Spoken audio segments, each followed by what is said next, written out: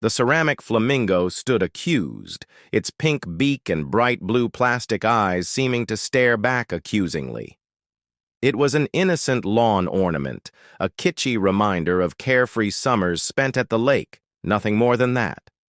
So why did it cost us $250? Unapproved lawn ornamentation, the letter said again. What an odd thing to fine someone for. I looked around our yard. Nothing was out of place. The gnomes were in their usual spot, the wind spinners in their corner, and the flags, well, they were American flags. It was July. The penalty for unapproved ornamentation seemed pretty steep, especially since we'd actually gotten a permit to put up the flagpole for the 4th of July. Tom ran a hand through his hair, a furrow in his brow. Maybe we should just pay it. And what if this is just the start? What if they come up with some new rule tomorrow and fine us again? Tom sighed. They can't do that. It's ridiculous. Why don't we just take down the pole? Because that wouldn't send the right message, I told him firmly. It's a stand against the tyranny of the HOA. Besides, we have rights. So instead of just letting it go, we fought back. We went to the meeting and confronted them, only to find ourselves locked in a battle of wits with a seemingly unstoppable force. The initial shock of moving into the idyllic community of Whisper Creek slowly gave way to a deep unease. The charm of the place was undeniable. Nestled amidst sprawling oak trees and manicured gardens, the houses in Whisper Creek were like chapters in a storybook. There was a comforting sameness to them, a uniformity that promised peace. The community was so picture-perfect it felt almost staged. And then there was the HOA, the Homeowners Association, a governing body whose presence was felt in every aspect of community life. They controlled everything from the color of your front door to the kind of grass you grew in your lawn. But we liked that. At least I did. I was used to living in a noisy city apartment where peace was a luxury reserved for the rich. Here, the streets were remarkably quiet. There was no traffic noise, just the rustle of leaves and the distant laughter of children. We found it oddly soothing. At first, the HOA's influence seemed benign, just a set of rules designed to maintain the community's aesthetic appeal. But soon enough, it became clear that they were designed to keep us, the residents, in check. Every morning, the Whisper Creek Gazette arrived, a newsletter packed with information and announcements from the HOA. It was as if the association was determined to be a part of our lives, to know everything about us and make sure we knew everything about them. They organized potlucks, book clubs, and garage sale coordination events. It was almost impossible to say no. The first crack in Whisper Creek's facade appeared when we received a notice about our lawn. Apparently, our grass was the wrong shade of green. A vibrant emerald hue is the standard for our community, the letter stated matter-of-factly. My husband and I exchanged a surprised look. Was this really an issue? I mean, the grass was green, wasn't that good enough? They also took issue with the wildflower seeds we'd planted near the fence. Non-native flora is strictly prohibited, the letter continued, informing us that we had to remove them immediately. We paid the fine. It was only money. I told Tom not to worry. They probably won't find anything else wrong with our yard. But I was wrong. In the following weeks, the HOA sent us a barrage of notices and fines. It was like playing a game of whack-a-mole, except instead of moles, it was rules. And instead of whacking, we were fined. If a bee landed on our hydrangea bush twice in one day, we got a warning. If a sprinkler head overshot its designated area by an inch, we got a ticket.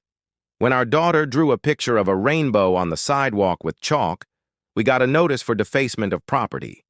All of these violations carried hefty fines. By the end of summer, our mailbox was bulging with official-looking letters, and our account was drained. But none of these compared to the treatment we received after we put up our Christmas lights. We tried to make our house look festive, not too over the top, but enough to spread some holiday cheer. And then came the visit from Mr. Harrington, the president of the HOA. He informed us that our display was, quote, excessively cheerful, and had to be toned down immediately. "A modest display of lights is encouraged," he said, handing us a notice, "but yours is becoming a nuisance." We removed half of our lights. Then Mrs. Albright, the woman who lived across the street, came over. "Are you serious? You're gonna let them bully you?" she asked incredulously. "You need to fight this. It's absurd." Mrs. Albright was a petite woman with sharp features and eyes that missed nothing. She was the unofficial leader of Whisper Creek, the one who everyone turned to for advice or support. While the HOA was organized and followed a strict code of conduct, it was Mrs. Albright who held the real power. She was the one who knew everyone's business and everyone's secrets. Tom and I looked at each other. Should we really stand up to the HOA? "You better," Mrs. Albright said, reading our thoughts. "Or they won't stop. They'll keep finding new things to pick on you for." She was right. The next day, we got a letter about our mailbox, which apparently didn't meet the community's aesthetic standards. It was too big.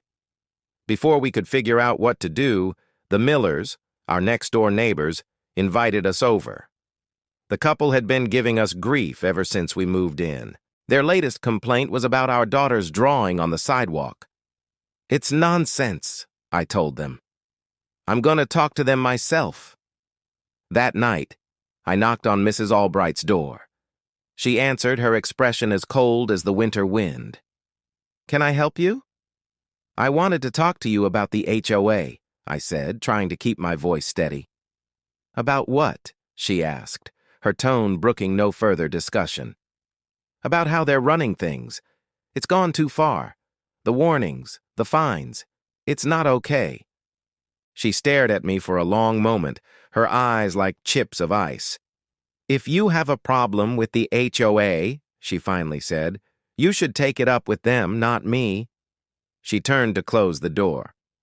"Mrs. Albright, wait," I reached out, stopping her. "What did you do to the Millers?" She turned back, her face impassive. "What do you mean? Why did they leave? What did you do?" She regarded me for a long moment, her eyes unwavering. "You shouldn't concern yourself with matters you don't understand," she said quietly, but ominously. "Some things are best left undisturbed." With that, she shut the door, leaving me on the doorstep, my questions unanswered. That night, fear tightened its grip around my heart. The cool November air did little to ease the chill that had settled in my bones. I thought of the Millers, their disappearance a gaping wound in the fabric of our community. What had happened to them? Had they simply packed up and left, or was there more to their departure, something sinister lurking beneath the surface? As the days grew shorter and the nights longer, Whisper Creek seemed to contract inward, its residents drawn closer together, yet strangely isolated. Each of us was trapped in our own little worlds, carefully crafted and meticulously maintained, all under the watchful gaze of the HOA and its enigmatic leader, Mrs. Albright. But beneath the manicured lawns and pristine facades, something was stirring.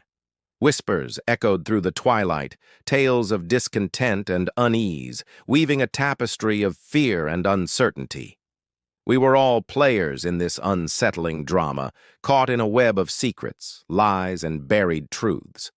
The question was, who among us would be brave enough to unravel it?